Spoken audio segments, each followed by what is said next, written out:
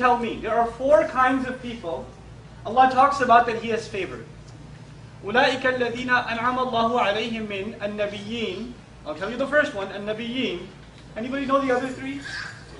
الصِّدِّيقِينَ, الشُّهَدَاء, الصَّالِحِينَ, وَحَسُنَ أُولَٰئِكَ رَفِيقًا. The prophets, those who confirm the truth in the prophets, the martyrs, and the righteous.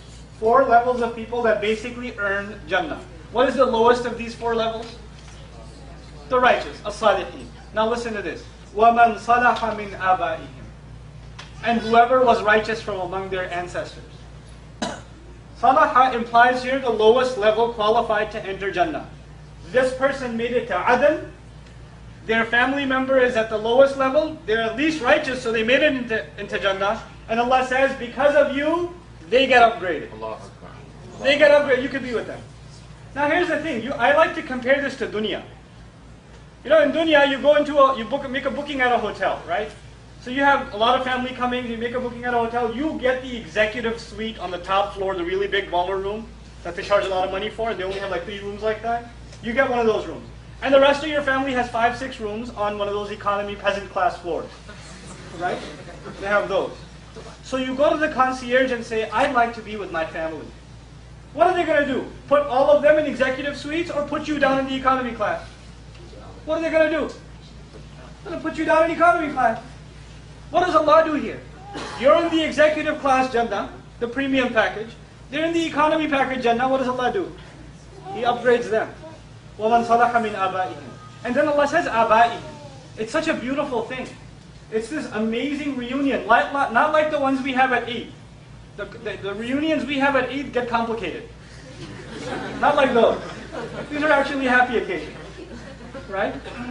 What happens here is, you know, for example, before I was born, my mother's dad, my grandfather, had passed away. I never met him. I only heard stories about him from my mother. Right? There are people who tell me my great-grandfather was a muhaddith. 3, 4 generations ago he was this or he was that. Or my great-great-great-grandfather fought the British in this war. And we have stories recorded in history and, you know, we're from his legacy, etc., etc. You don't just get to meet your dad and your granddad. You get to meet your ancient ancestors. I mean, I come from Pakistan, and I know for a fact, probably somewhere up in my ancestry, my ancient ancestors were Hindu. Right? Islam came to them. They're not like born into Islam. They were Hindu. And there was some Hindu back in the day that became a Muslim. And because of that one guy's decision, his children's children down to me are saying La ilaha illallah. I'd like to meet that guy. My great-great-granddad. How was it? Who told you about Islam? You know? It'd be amazing. It would be an amazing thing to have that reunion. You know, وَانْ صَلَحَ مِنْ آبَائِهِمْ وَأَزْوَاجِهِمْ and their spouses. And by the way, when you meet your spouse in Jannah, it's not like meeting your spouse here. So don't get depressed. Right? Right? Oh, you get to meet your wife? Jannah, I thought it was... You're here too? No, not like that. Am I in the right place? No. Not like that. All the ghil, all the ill feelings, all the things that you find annoying about your spouse. We love our spouses. But there are things that we don't get along with. There are things that are causes of friction. Allah gets rid of all of those things. The only thing left is love and affection and appreciation. You know, that's all that's left. And then you meet your spouse and you're like, wow, why weren't we like this in dunya? Because it's Jannah. You can't have that in dunya. You get that in dunya for the first week of marriage. That's it. After that, the flight lands and you're on planet Earth. Okay.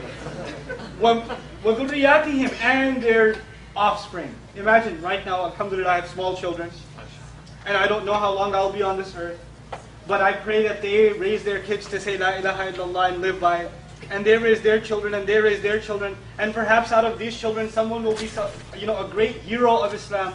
Someone who carries the message of Islam. And he brings people closer to Allah's deen. Someone that the ummah is proud of from my children down the road. And I don't even know this happens 300, 400 years after I'm gone. And I get to meet my great-great-great-great-grandkids. That I could never have imagined. Wow, you came from my daughters, sons, all the way down. So you get to meet your ancestry all the way up, and you get to meet your ancestry all the way down. In Jannah, there's this reunion happening. It's a lot of people, right? That's a lot of people to meet to be excited about.